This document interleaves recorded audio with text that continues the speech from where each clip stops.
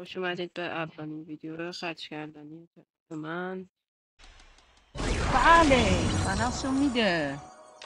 آره میریم با ست وایت اسپین بزنیم.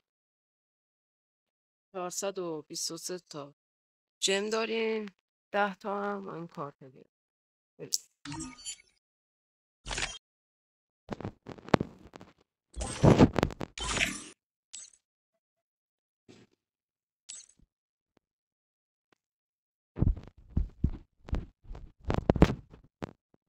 امیدوارم اینو به ما بده. من همه بیشتر دوستم. امیدوارم بده. شروع کنیم برای اسپین. اول 2 تا تکی میزنیم. اولی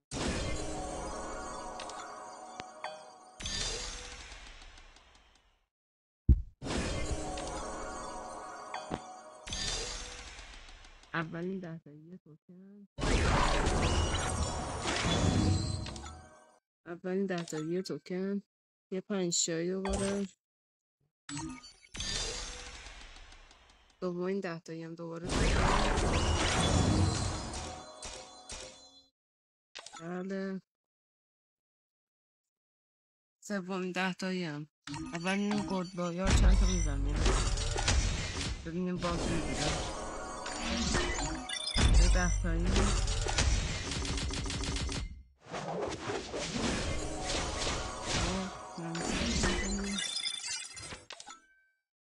این باسه یه 5 شایی دیگه.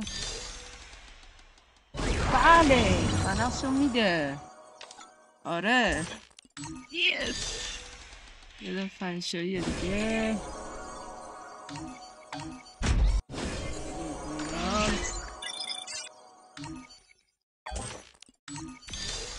پنج شایی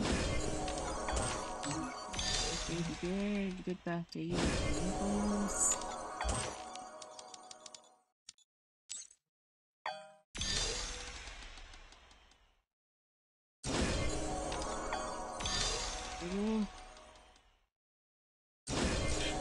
بچه ها شروع کنیم فقط همین چیز رو بگیریم. بذاریم توکن تا بزن کنیم. میایم تو این قسمت 10 تا ما اینجا میگیریم. 2 تا ما قد بشیم اینجا میام اینجا.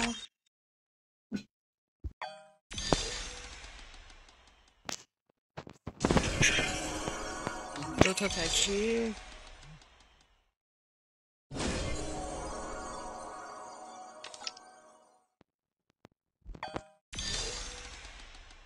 اولی هیچی نداد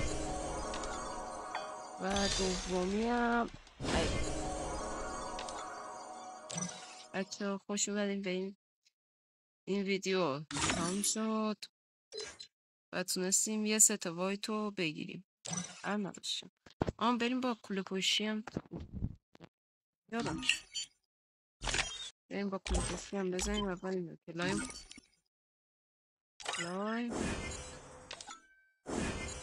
بزنیم.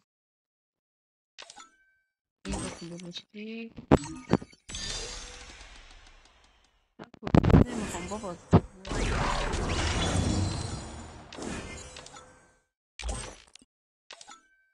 یه دیگه با بزنیم. وایت بده این دیگه نمیدونم.